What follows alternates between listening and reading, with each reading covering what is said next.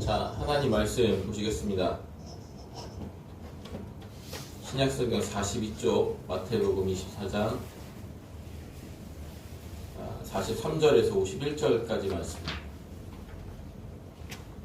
신약성경 42쪽, 마태복음 24장 43절에서 51절까지의 말씀입니다.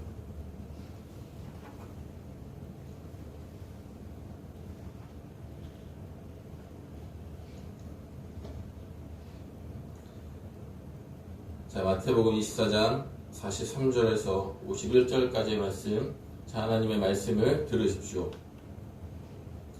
너희도 아는 바니 만일 집주인이 도둑이 어느 시각에 올 줄 알았더라면 깨어있어 그 집을 뚫지 못하게 하였으리라. 이러므로 너희도 준비하고 있으라. 생각하지 않을 때에 인자가 오리라.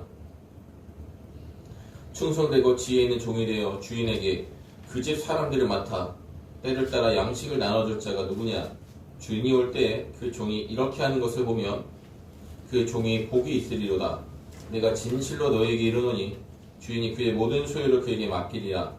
만일 그 악한 종이 마음에 생각하기를 주인이 더디 오리라 하여 동료들을 때리며 술 친구들과 더불어 먹고 마시게 되면 생각하지 않은 날 알지 못하는 시각에 그 종의 주인이 이르러 엄히 때리고 외식하는 자가 받는 벌에 처하리니 거기서 슬피 울며 이를 갈리라.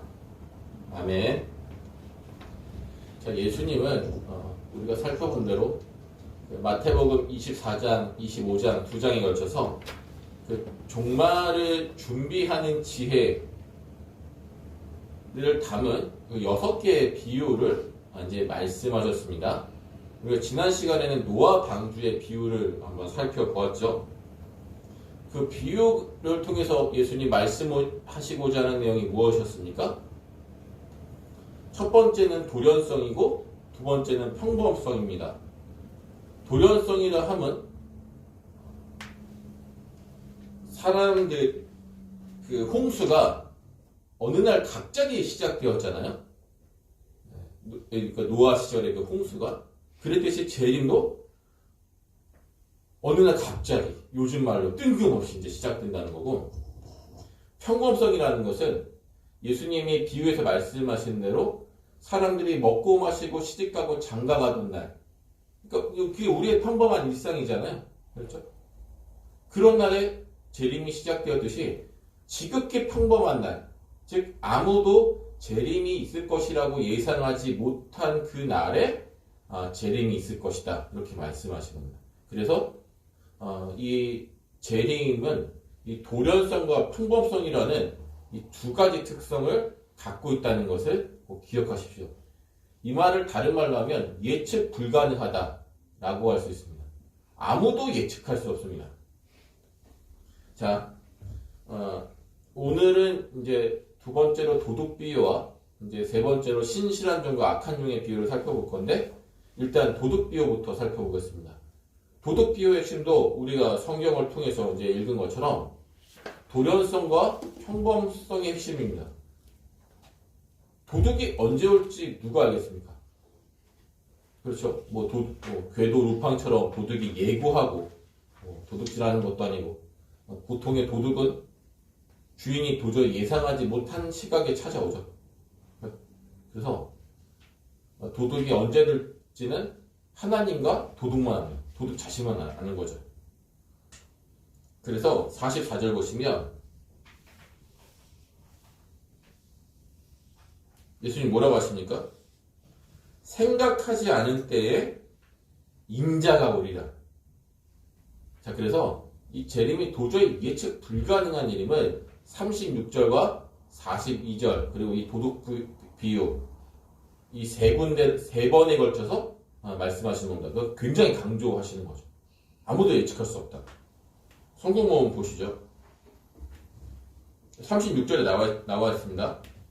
그날과 그때는 아무도 모른다. 오직 성부 하나님만이 아신다. 42절 어느 날에 너희 주가 임하는지 너희가 알지 못함이나. 노아 방주 비유의 결론이죠. 자, 36절 보시면 그 날과 그때 이렇게 되어 있습니다. 헬라 원문을 보면 그 날과 시간에 대해서 이렇게 번역할 수 있습니다. 그러니까 이 때라는 말을 시간으로 바꿔서 이해하시는 게 옳습니다. 그러니까 재림이 어느 날에 어떤 시각에 이루어지는지 아무도 모른다는 것입니다. 자, 그래서 우리는 이걸 예측할 수 없다. 자, 그리고 한편으로 우리는 이 예수님의 말씀이 진행되어져 갈수록 점점 강화됨을 볼 수 있습니다. 자, 다시 36절 보시면 이건 재림 시기를 알 수 없다는 말이죠. 그렇죠? 이 42절로 가면 어떻게 됩니까? 알 수 없으니까 뭐 하라고 되어 있습니까? 깨어 있어라. 자, 그리고 이 44절에서는 더 강화돼서 깨어 있으라는 말이 준비하고 있어라. 이렇게 되어갑니다. 그러니까 우리가 재림을 얼마나 철저하게 준비해야 할지 예수님이 계속 이렇게 수위를 높여가면서 말씀하시는 거예요. 알지 못한다. 그 다음에 알지 못하니까 깨어 있어야 한다. 깨어 있는 걸로도 부족하다. 준비하고 있어야 한다. 이렇게 말씀하시는 겁니다. 자, 여기서 우리가 사도행전 1장을 한번 살펴보는 것이 굉장히 유익합니다. 왜냐하면 그 1장에서는 재림을 최악의 방식으로 준비하는 준비하는 그 일과 가장 좋은 방식으로 재림을 준비하는 이 두 가지가 다 나타나 있기 때문입니다. 자, 성경문 보시죠. 사도행전 1장 6절에서 8절까지의 말씀입니다. 사도행전 1장 6절에서 8절. 그들이 모였을 때에 예수께 여쭈이르되, 그들은 사도들이죠. 제자들입니다. 주께서 이스라엘 나라를 회복하심이 이때이니까 하니 이르시되 때와 시기는 아버지께서 자기의 권한에 두셨으니 너희가 알 바 아니요 오직 성령이 너희에게 임하시면 너희가 권능을 받고 예루살렘과 온 유대와 사마리아와 땅끝까지 이르러 내 증인이 되리라 하시니라. 자, 저를 보세요. 예수님 당시 그러니까 예수님의 지금 제자들은 다 누굽니까? 유대인들이죠. 이방인은 없습니다. 네, 다 유대인들인데, 그 유대인이 가지는 최고의 소망이 뭐냐? 메시아가 세상에 오시면 그게 바로 종말이라고 생각했어요. 그리고 오시면 로마를 물리치고 이스라엘을 세계 최고의 나라로 만드는 거. 그때 악인들은 다 심판받고 하나님을 잘 믿는 의인들은 영생에 들어가는 것. 이게 메시아가 오시는 종말에 이루어질 일이라고 생각했습니다. 제자들은 지금 예수님이 죽었다가 부활하신 것을 보고 이분이 우리가 지금까지 믿고 따랐던 메시아가 확실하다. 이렇게 생각했던 거죠. 그 예수님에게 물어보는 겁니다. 이제 구약성경에서 선지자들이 예언한 대로 메시아가 오셔서 하실 일들을 드디어 하시는 겁니까? 이스라엘 나라를 로마로부터 회복시키실 겁니까? 의인들을 영생에 들어가게 하실 겁니까? 이 땅에 하나님의 나라가 충만하게 하실 것입니까? 그게 물어보는 거예요. 근데 예수님 뭐라고 하시죠? 너희가 알 바 아니다. 그때는 너희가 알 바 아니다라고 얘기하십니다. 너희는 종말에 일어날 일에 관심을 갖지, 종말에 일어날 일들이 언제, 어느 때에 일어날지를 관심 갖지 말아라. 그건 너희가 알 바 아니다. 예수님이 굉장히 단호하게 이야기하시죠.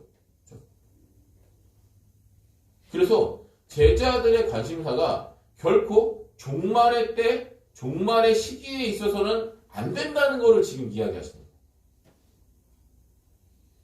그래서 지금 제자들의 모습은 가장 나쁜 방식으로 재림을 기다리는 겁니다. 그러면 지금 예수님이 제시하신 가장 좋은 방식은 무엇입니까? 그 유명한 사도행전 1장 8절의 말씀, 다 아시는 말씀이죠. 그죠? 땅끝까지 이르러 내 증인들. 마태복음의 표현으로는 모든 민족을 다 제자로 삼아요. 예수님이 말씀하신 모든 것을 다 가르쳐 지키게 하라. 제자 삼는 거죠. 예. 그래서 세계 복음화, 세계 선교가 재림을 준비하는 가장 좋은 방법이라고 하는 겁니다. 자, 이 도덕 비유는 사도들에게, 즉 예수님의 제자들에게 굉장히 큰 영향을 끼쳤습니다. 왜냐하면 사도들의 종말에 대해서 이야기할 때 한결같이 도덕 비유를 말하고 있기 때문이죠. 자, 베드로후서 보시죠. 베드로후서 3장 10절에서 14절. 베드로후서 3장 10절에서 14절. 제가 읽겠습니다. 그러나 주의 날이 도둑같이 오리니 그날에는 하늘이 큰 소리로 떠나가고 물질이 뜨거운 물에 풀어지고 땅과 그 중에 있는 모든 일이 드러나리로다. 이 모든 것이 이렇게 풀어지리니 너희가 어떠한 사람이 되어야 마땅하냐? 거룩한 행실과 경건함으로 하나님의 날이 임하기를 바라보고 간절히 사모하라. 그날에 하늘이 불에 타서 풀어지고 물질이 뜨거운 물에 녹아지려니와 우리는 그의 약속대로 의가 있는 곳인 새하늘과 새 땅을 바라보도다. 그러므로 사랑하는 자들아 너희가 이것을 바라보더니 주 앞에도 점도 없고 흠도 없이 평강 가운데서 나타나기를 힘쓰라. 자, 11절 보시면 사도 베드로는 우리가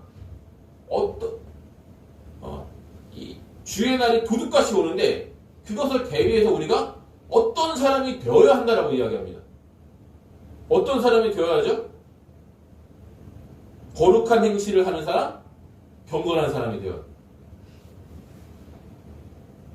뭐 요즘 음모론자들이 이야기하는 것처럼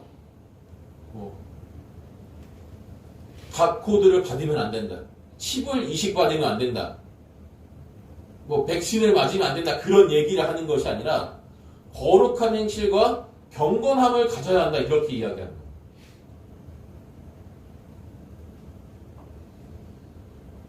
자, 14절 보시면 또 사도 베드로가 이야기하는 것이 최후 심판 때에 모든 인생을 철저하게 공의로 심판하시는 예수님 앞에 너희가 점도 없고 흠도 없는 사람으로서 설 수 있도록 해야 한다. 그러니까 사람이 완전히 거룩하게 살 수 없죠. 우리 모두는 여전히 타락한 본성을 갖고 있기 때문에 그것은 불가능합니다. 그러나 지금 사도 베드로가 이야기하는 것은 완전히 죄를 멈춘 그런 삶이 아니라 그렇게 너희 삶 가운데서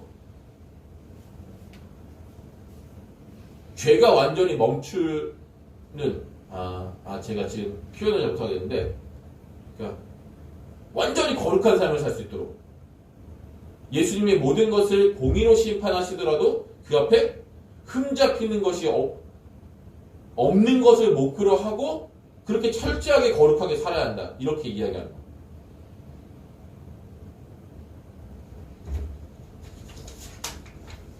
우리는 이 베드로후서 전체의 문맥을 통해서 이 거룩한 행실과 경건함이 뭔지 예수님 앞에서 점도 없고 흠도 없이 서는 상태가 무엇인지를 조금 더 구체적으로 살펴볼 수 있습니다.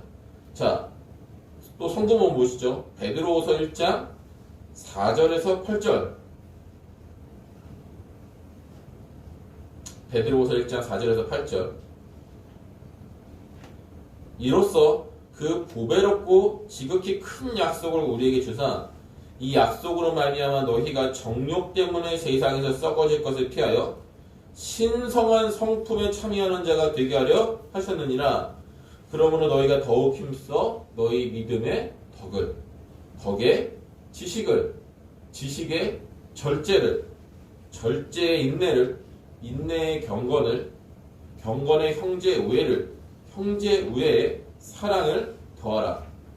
이런 것이 너희에게 있어 흡족한즉 너희로 우리 주 예수 그리스도를 알기에 게으르지 않고 열매 없는 자가 되지 않게 하려니와.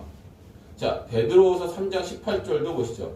베드로후서 3장 18절. 오직 우리 주 곧 구주 예수 그리스도의 은혜와 그를 아는 지식에서 자라가라. 영광이 이제와 영원한 날까지 그에게 있을지어다. 제가 방금 전에 읽은 이 베드로 후서의 두 구절은 이 베드로 후서의 핵심을 담고 있습니다. 자, 베드로서 1장 4절에서 8절 말씀은 무엇을 이야기합니까? 우리가 예수님의 거룩하고 경건한 성품을 닮아가는 자, 더 쉬운 말로 신앙의 성장을 이루어가는 자가 되어야 한다라고 이야기합니다.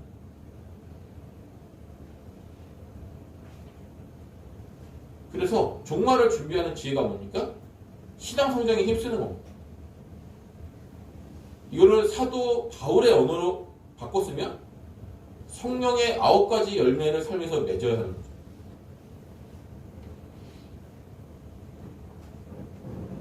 자, 이제 사도 바울의 이야기도 한번 보시죠. 데살로니가전서 5장 1절에서 2절, 그리고 중간 건너뛰고 6절에서 8절. 데살로니가전서 5장 1절 2절, 그리고 6절 7절 8절 보시겠습니다. 형제들아, 때와 시기에 관하여는 너에게 쓸 것이 없으면 주의 날이 밤에 도둑같이 이를 줄을 너희 자신이 자세히 알기 때문이라. 그러므로 우리는 다른 이들과 같이 자지 말고 오직 깨어 정신을 차릴지라. 자는 자들은 밤에 자고 취하는 자들은 밤에 취하되 우리는 낮에 속하였으니 정신을 차리고 믿음과 사랑에 호심경을 붙이고 구원의 소망에 투구를 쓰자. 자, 사도 바울 역시 재림을 준비하려면 예수님 말씀처럼 깨어 있어야 한다. 정신을 차리고 있어야 한다. 이제 이렇게 이야기합니다. 이어서 사도 바울은 이 로마 병사의 무장에 빗대어서 우리가 재림을 어떻게 준비해야 하는지를 말합니다. 전쟁 중인 병사는요, 이 무장을 벗고 있으면 안 됩니다. 군대 갔다 오신 분이라면 이제 다 아시는 내용인데, 5분대기라는 것이 있습니다. 뭐냐면 경보가 울리면 5분 안에 출동할 수 있도록 평소에 완전 무장한 상태를 가리킵니다. 머리에는 방탄 헬멧을 쓰고, 그 다음에 허리에는 이제 허리띠를 둘러서 거기에 이제 수통도 들어가고 탄띠도 들어가고, 그러니까 탄약 같은 것들을 이제 하는 거죠. 총도 항상 메고 있고, 그 다음에 군화를 항상 신고 있습니다. 옷은 당연히 전투복 차림이죠. 그래서 이제 군장이라고 해서 병사들이 이제 전쟁과 또 평소에 생활할 때 필요한 물품들을 다 배낭 같은 것에 집어넣고 그것도 다 이제 다 쌓아놓습니다. 그래서 잘 때도 그 상태로 자는 거예요. 쉴 때도 그 상태로 쉽니다. 그래서 언제든지 즉각 출동할 수 있도록 준비하는 겁니다. 지금 사도 바울이 이걸 이야기하는 겁니다. 전쟁 중인 병사가 불편하다고 투구를 벗고 있습니다. 칼도 내팽겨치고 신발도 벗고 있어요. 그런데 전쟁 중에는 언제 적군과의 전투가 벌어질지도 모르고 언제 적군이 기습할지도 모르죠. 이때 불편하다고 이걸 다 벗고 있는 병사는 돌발 상황이 생기면 죽을 수밖에 없는 거예요. 항상 5분 대기 상태로 있어야 하는 거죠. 그러니까 사도 바울은 재림을 준비하는 우리 성도들의 자세가 바로 이러해야 한다라고 이야기하는 거예요. 그럼 우리는 로마 병사들처럼 우리도 뭐 투구를 쓰고 갑옷을 입고 칼을 차고 뭐 이렇게 해야 합니까? 그게 아니죠. 사도 바울은 우리가 이 기독교 신앙의 가장 핵심 가치인 믿음과 소망과 사랑으로 완전 무장하고 있어야 한다. 이렇게 이야기하는 겁니다. 자, 8절 다시 보시죠. 그죠? 믿음 나오고, 사랑 나오고, 구원도 나오고, 소망도 나오고. 믿음, 사랑, 소망, 구원. 우리 기독교 신앙에서 가장 중요한 가치들이에요. 이것이 우리의 마음과 삶에 가득해야 한다. 항상 우리가 이것으로 무장하고 있을 때 사단과 영적 전쟁에서 승리하고 더 나아가 이 재림을 우리가 철저하게 준비할 수 있다. 이렇게 이야기합니다. 이 말은 앞에서 사도 베드로가 이야기한 바인 예수님을 닮아가는 삶, 신앙 성장에 힘쓰는 삶, 다른 얘기가 아닙니다. 다 같은 얘기예요. 표현만 좀 다를 뿐이죠. 제가 한 가지 높아심에서 말씀을 드리는데, 다시 말씀드리는데 영적으로 깨어있는 성도는 종말의 9가지 징조를 보면서 재림 시기를 어느 정도는 예측할 수 있다 그렇게 말씀드렸습니다. 그런데 예수님은 이것보다는 재림이 도무지 예측할 수 없다는 측면을 계속해서 강조해서 말씀하시죠. 그래서 제가 이 두 말씀을 어떻게 조화시켜야 하는지를 제가 말씀을 드렸는데 다시 한 번 더 중요하니까 말씀드리겠습니다. 이 재림의 시기를 어느 정도 예측한다는 말은요, 이런 거, 예를 들면 이런 겁니다. 적그리스도라고 할 만한 사람이 세상에 나타났습니다. 그러면 예수님이 오실 때가 얼마 안 남았다는 이야기가 되겠죠. 그러면 이제 그걸 보고, 이제 적그리스도가 나타났으니까 나 죽기 전에는 예수님 오시겠네. 이런 식으로 예측하라는 말이 아니에요, 그게. 다시요. 적그리스도는 종말의 9가지 징조 중에 하나죠. 그래서 적그리스도가 나타났으니까 나 죽기 전에는 적어도 한 30년 안에 예수님 오시겠네. 이런 식으로 예측하라는 말이 아닙니다. 예측한다는 말은 다른 게 아니라 종말의 징조들을 보면서 지금 당장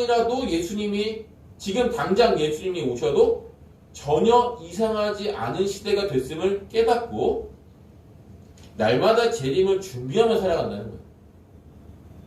그래서 한 10년 안에 주님 오시지 않겠냐 이런 식으로 예측한 그 모든 이야기들을 듣지 마십시오. 적그리스도가 등장했습니다. 등장했는데 그리고 나서 100년 있다 오실지 1000년 있다 오실지 어떻게 하겠습니까? 하루 만에 오실 수도 있는 거고 알 수가 없는 거죠. 재림 시기를 절대 예측하지 마시고, 하지만 이런 징조들이 나타나면 지금 당장 예수님이 오셔도 전혀 이상하지 않는다는 사실은 예측하고 그걸 생각하고 계셔요. 자, 이런 의미에서 우리 시대도 예수님이 지금 당장 오셔도 별로 이상하지 않은 시대입니다. 아직 종말의 9가지 징조가 다 이루어진 것 같지는 않지만 그럼에도 불구하고 상당히 많은 징조들이 나타나고 있죠. 그래서 우리도 방심할 수가 없습니다. 날마다 정신을 차리고 믿은 대로 순종하며 살아야지 안 그러면 큰일 납니다. 이것이 이제 도덕 비유에서 우리가 얻을 수 있는 교훈이고, 자, 오늘의 마지막 비유인 이 세 번째 비유, 충성되고 지혜 있는 종과 악한 종의 비유입니다. 이 비유에서도 재림의 도연성과 평범성이 그대로 나타납니다. 그런데 앞에 노아 방주 비유 그리고 이 도둑 비유에서는 나타나지 않았던 새로운 내용이 나타납니다. 그것은 재림 때 교회 공동체 안에, 즉 교회 안에 속한 사람들 중에서 구원에 이르지 못하는 사람이 반드시 있다는 것. 그리고 그들이 왜 구원에 이르지 못하는가? 그걸 지금 예수님이 말씀하십니다. 자, 이 비유의 배경은 이런 겁니다. 어떤 사정으로 주인이 장기간 외출을 했습니다. 근데 그 집에는 이제 종들이 좀 있었던 모양이에요. 그래서 주인이, 어쨌든 주인이 이제 집을 오래 비우면 그 집이 엉망이 될 건 뻔하겠죠. 그래서 두 종을 불러다가 자신을 대신해서 집안을 잘 다스리고 종들도 잘 이제 보살필 수 있는 그런 두 사람을 뽑았습니다. 그러니까 종들 중에서 뽑은 거죠. 그리고 이제 그 사람은 이제 천직이라고 할 수 있죠. 주인의 대리자입니다. 주인은 당연히 두 종이 자신을 대신해서 이 집안을 잘 다스리리라고 기대했겠죠. 자, 첫 번째 종은 주인이 기대한 대로 집안을 잘 다스리면서 동료 종들에게 적절하게 먹을 것을 나누어 주었습니다. 하지만 이 두 번째 종이 문제인데, 주인의 기대를 무슨 이유에서인지 배반했습니다. 그래서 같은 종이 동료들을 막 억압을 하고 핍박하고 괴롭히는 거예요.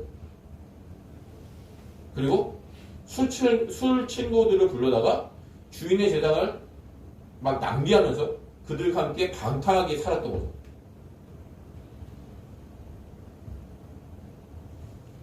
참고로 이 비유에 등장하는 두 종에 대해서 어떤 신학자들은 이 두 종이 목회자를 가리킨다, 이렇게 이야기합니다. 일리가 있습니다. 하지만 24장, 25장 전체의 문맥을 볼 때 이 두 종은 우리 성도 전체를 가리킨다고 해도 무방합니다. 자, 그러면 이 비유에 초점이 있는데, 자, 첫 번째 종과 두 번째 종이 각기 다른 행동을 했죠.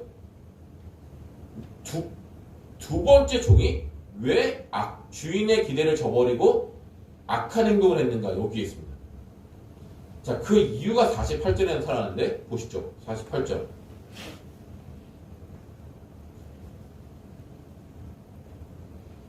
뭐라고 되어 있습니까? 주인이 더디 오리라. 늦게 온다는 얘기죠. 이 생각이 첫 번째 종과 두 번째 종의 행동을 다르게 한 결정적인 이유입니다. 자, 이 더디 오리라, 늦게 오리라에 해당하는 헬라어를 보면 오지 않는다라고 하는 뜻이 있습니다. 그러니까 개역개정에서는 늦게 온다라는 뜻을 선택한 건데 분명히 오지 않는다는 뜻도 포함되어 있습니다. 저는 이 악한 종의 행동을 설명하는데 오지 않는다는 뜻이 더 정확하다고 생각합니다. 자, 늦게 오든 아예 오지 않든 사실 다 똑같습니다. 이제 이 악한 종의 내면 상태를 한번 살펴보죠. 악한 종은 자신이 좀 주인의 명령대로 집안을 잘 다스리지 않고 막 잘못을 해도, 나쁜 짓을 해도 주인이 아주 오랜 시간이 지난 뒤에야 올 것이라고 생각했습니다. 그러니까 지금 당장은 동료들을 괴롭히고 주인의 재산을 낭비하면서 방탕하게 살아도 주인이 한참 지난 뒤에야 오니까 에이, 설마 이런 걸 문제 삼겠어? 이렇게 생각합니다. 오지 않는다고 생각했어도 마찬가지입니다. 아니, 주인이 집에 오지도 않을 건데 내 마음대로 해서 좀 어때? 그죠? 자, 여기서 주인이 늦게 오리라 혹은 아예 안 온다 라고 착각한 이 악한 종에 두 가지 어리석음이 있습니다. 첫 번째, 본문 보시면 주인이 언제 돌아온다고 말한 적은 없습니다. 돌아올 거라고 했지 언제쯤 올 거라고 말하지 않았어요. 그런데 이 악한 종은 착각했죠. 자기 마음대로 그래, 주인이 늦게 오겠지? 아니면 주인이 아예 안 오겠지? 주인이 온다고 했는데, 아마도 이 성경에 나타나지 않지만 악한 종이 처음부터 주인이 아예 안 올 것이다 또는 늦게 올 것이다 라고 생각했겠습니까? 처음엔 잘 하다가 시간이 많이 지났는데도 주인이 안 오는 거예요. 그걸 보고서 주인이 정말 늦게 오겠구나, 아니면 안 오겠구나, 이렇게 생각했겠죠. 그건 종의 착각입니다. 이게 악한 종의 첫 번째 어리석음이고, 그 두 번째 어리석음은 무엇입니까? 시간이 흐른다고 해서 자신이 저지른 죄나 잘못이 그대로 사라지거나 덮어지는 법은 없어요. 그런데 그럴 것이라고 생각해요. 자, 이제 첫 번째 종과 두 번째 종의 차이를 조금 더 구체적으로 보겠습니다. 자, 첫 번째 종. 다시 온다는 주인의 말을 진짜 믿었습니다. 자, 시간이 많이 흘렀는데 주인이 오지 않아요. 그런데 주인이 온다고 하는 말을 그대로 믿고 있으니까 두 번째 종처럼 자기 마음대로 살 수가 없는 거예요. 주인은 분명히 자신에게 임무를 주었습니다. 나를 대신해서 내 집안을 잘 다스려라. 너의 동료들에게 제때 먹을 것을 주어라. 그러니까 이 첫 번째 종은 주인을 향한 두려운 마음, 존경하는 마음, 사랑의 마음, 이런 것들이 있으니까 주인이 늦게 와도 언제 주인이 오는 그날에 자신이 어떻게 청지기직을 잘 수행했는가를 주인이 반드시 살펴보실 것이기 때문에 그걸 생각하면서 단 하루도 이 청지기 사명을 게을리하거나 소홀히 할 수가 없었던 거죠.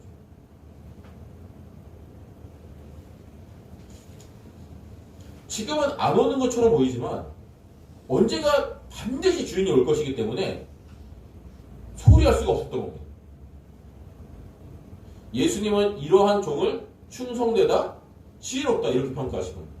그런데 두 번째 종은 어떻습니까? 우리가 방금 전에 살펴본 것처럼 주인이 오지 않음을 보고 아주 늦게 오거나 아예 오지 않는다라고 착각한 겁니다. 결국에 주인의 복귀에 대한 잘못된 생각이 그를 악한 종으로 만든 겁니다. 앞서 말씀드렸다시피 이 비유는 교회의 지도자, 즉 목회자들 또는 그리스도인 성도 전체를 가리킵니다. 먼저 이 두 종이 목회자를 가리킨다면 이렇게 적용할 수 있겠죠. 목회자는 자신이 목회하는 교회가 예수님이 자기 집을 맡겨주신 줄로 알고 신실하고 지혜롭게 충성되게 목양을 해야 되는 거죠. 왜 그렇습니까? 예수님은 어느 날 갑자기 오셔서, 즉 재림하셔서 목회자가 어떻게 목양했는가를 평가하고 심판하실 것이기 때문입니다.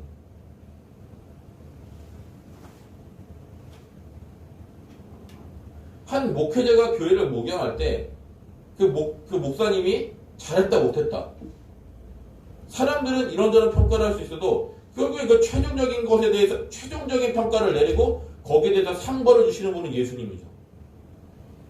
그걸 생각한다면 허투루 하기 어렵겠죠. 교회 재산을 사사로이 남용하고 권한을 마음대로 휘두르지는 못하겠죠. 예수님이 생각한다면.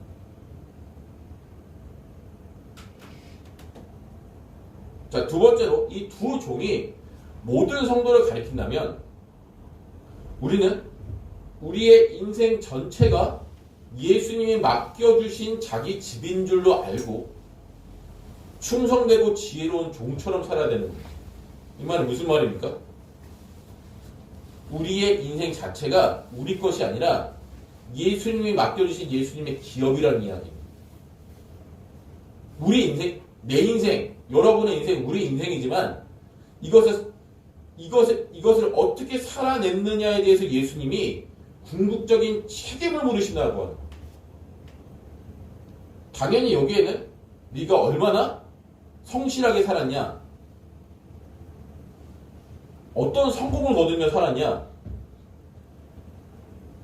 좋은 학교 갔냐, 돈 많이 벌었냐,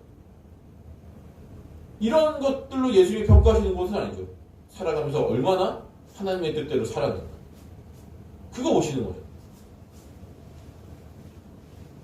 하지만 이 시대의 많은 성도가 두 번째 종처럼 재림을 잘못 생각하며 살아가는 것 같습니다. 예수님이 수백 년 혹은 수천 년 뒤에 오신다고 생각합니다. 또는 재림이 자신과는 전혀 상관없는 일이라고 생각하면서 살아가는 것 같습니다. 그런 사람은 입술로는 저리로서 산자와 죽은 자를 심판하러 오시리라 매주 신앙 고백을 하는데 실제로는 재림이 자신과 아무 상관이 없다라고, 아니면 뭐 몇백 년, 몇천 년 뒤에 일어날 일이니까 뭐 굳이 그거 생각하며 살아가야겠냐, 뭐 이렇게 살아가는 거죠.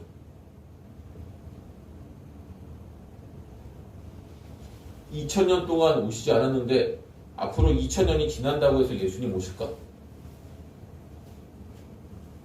언제 있을지 모르는 재림을 준비하며 살아가느니 인생 즐기면서 내 뜻대로 사는 게 맞지 않냐? 그러니까 차마 입으로는 그런 말을 하지 않아도 생각으로는 마음으로는 다 그렇게 살아가는 거예요.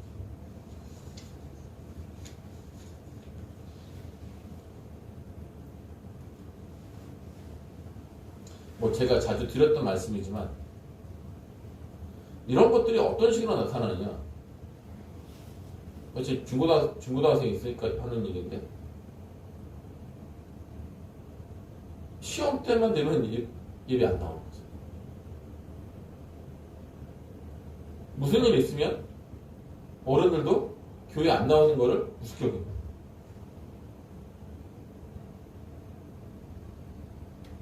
아니 공 예배도 참석을 안 하는데 삶에서 일주일간의 삶에서 삶의 예배, 그 신앙생활, 묵상하고 성경 읽고 기도하고 하나님 뜻대로 살아가겠습니까? 예배도 안 나오는데. 그러니까 이 신앙생활, 하나님 뜻대로 살아가는 삶이 자기 이익과 자기가 추구하는 것과 충돌하지 않는 선에서는 다 신앙생활을 하는데 시험 또 뭐 어떤 자기가 중요하다고 생각하는 어떤 일 그런 일과 충돌하면 그 순간에 자기 신앙의 정치가 드러나는 거예요. 오늘 본문의 표현으로 인하면 재림을 믿으면서 살아가느냐 믿지 않으면서 살아가느냐가 이런 순간들에 드러나는 거예요.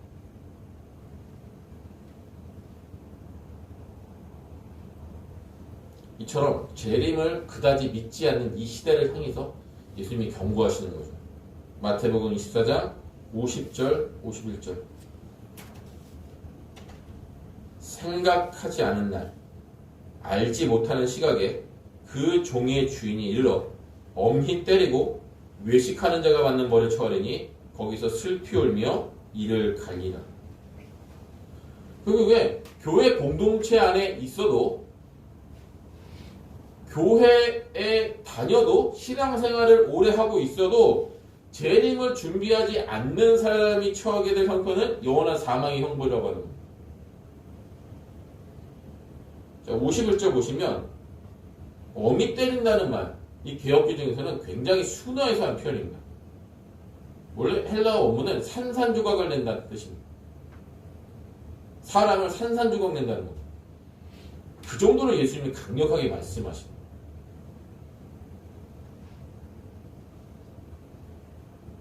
그래서 재림을 준비하지 않는 사람은 그가 어떠한 직분을 갖고 있고 얼마나 많은 신앙의 경력이 있어도 심지어 목회자라고 할지라도 그런 사람들에게는 천국이 허락되지가 않는 거죠.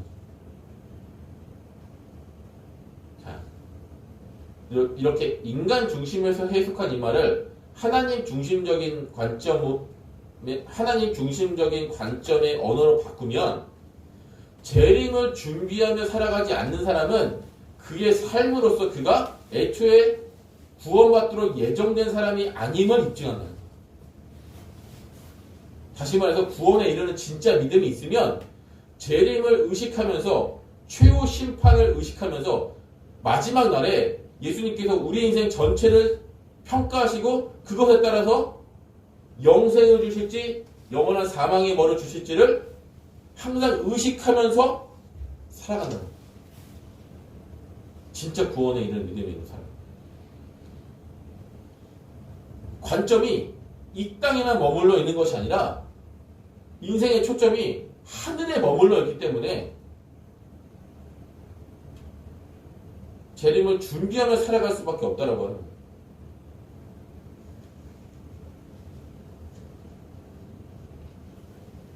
정리하겠습니다. 이 재림을 준비하는 일은 절대 거창한 일이 아닙니다. 어떤 특정한 행동을 하는 일이 아닙니다. 예수님이 어느 날 갑자기 찾아오셔서 재림하셔서 우리 인생 전체를 철저하게 공의로 평가하신다는 사실을 기억하고 날마다 신앙 성장에 힘쓰는 겁니다. 믿음으로 살고 거룩하게 살고 순종하며 살고 때를 얻든지 못 얻든지 주변 사람들에게 때로는 외국에 있는 사람들에게 복음을 전하는 일에 힘쓰는 겁니다. 다른 말로 무엇입니까? 신앙의 기본을 지키며 살아가는 거예요.